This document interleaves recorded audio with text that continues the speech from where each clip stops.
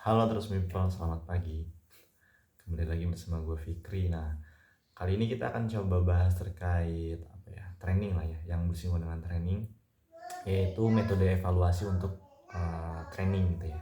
Kan kita nggak mungkin tuh kalau misalkan udah training seseorang atau ngasih ngeberangkatin seseorang buat training keluar dengan cost yang cukup mahal, terus kita diem-diemin aja kan nggak mungkin ya. Jadi rugi lah ibaratnya. Nah, di dunia persilatan training ada satu metode yang umumnya digunakan gitu ya untuk mengevaluasi training, namanya Kirkpatrick Evaluation Method. Jadi ini metode evaluasi training yang dibuat oleh seorang tokoh namanya Kirkpatrick, makanya disebutnya Kirkpatrick.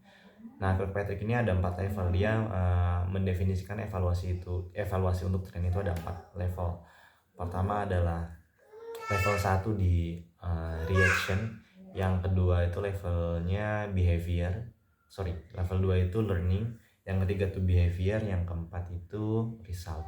Nah, di masing-masing stage atau di level tersebut pasti beda-beda ya cara mengevaluasinya dan objektif dari setiap level gitu loh.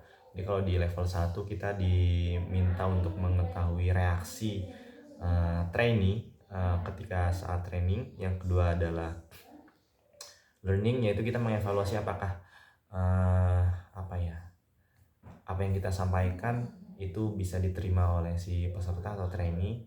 Yang ketiga itu behavior, itu kita mengevaluasi dari sisi habit yang terbentuk setelah training. Yang keempat itu result atau hasil yang dihasilkan dari training tersebut kayak gitu.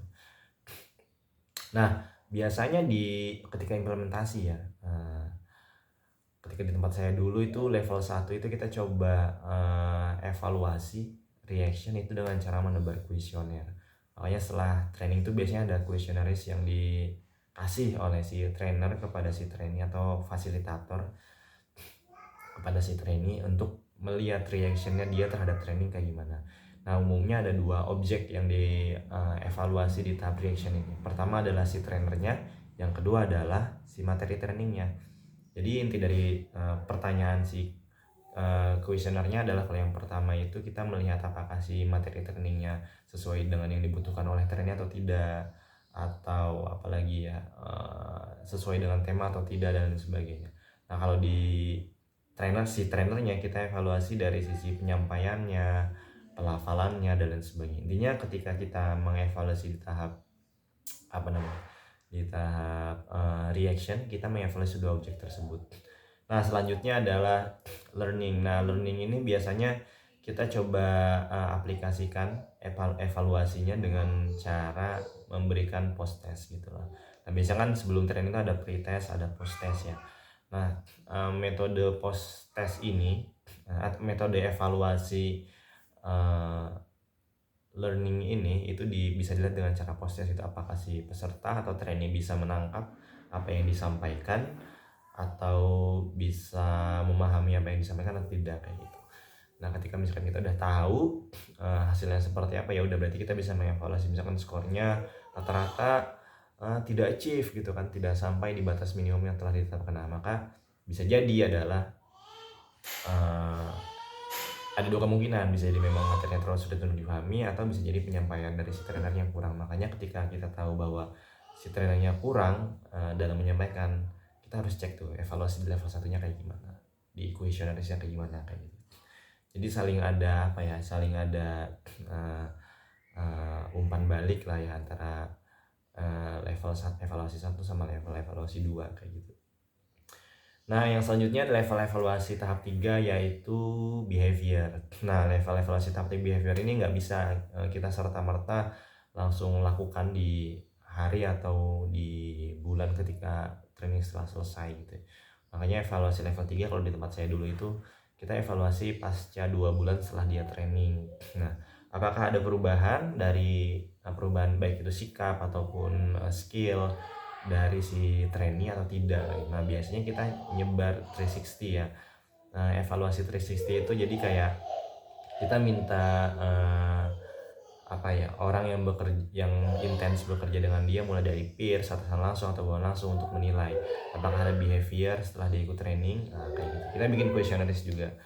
Nah, harapannya ketika si trainee itu punya behavior, tandanya dia ya tadi bisa mengimplementasikan apa yang sudah dia uh, dapatkan ketika training. Nah, evaluasi level terakhir itu result. Nah, result ini biasanya diterjemahkan dalam bahasanya ROTI ya, Return of Training Investment. Jadi kita menghitung seberapa keuntungan kita ketika kita mengirim seseorang untuk training. Jadi di bisnis level, intinya evaluasi level keempat ini itu ada di bisnis level kayak itu. Misalkan kita mengirim 10 orang marketing untuk training di luar dengan masing-masing budget itu 5 juta. Ternyata totalnya kan berarti 50 juta tuh ya. Ternyata setelah kita evaluasi selama 3 bulan atau 1 semester,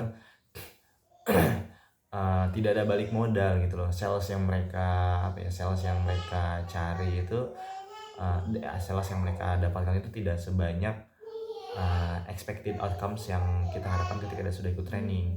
Nah, bisa jadi kan berarti rotinya itu 0%, atau justru ketika kita setelah mengevaluasi di 6 bulan pertama mereka setelah mereka ikut training, salesnya itu naik 2 kali lipat gitu loh.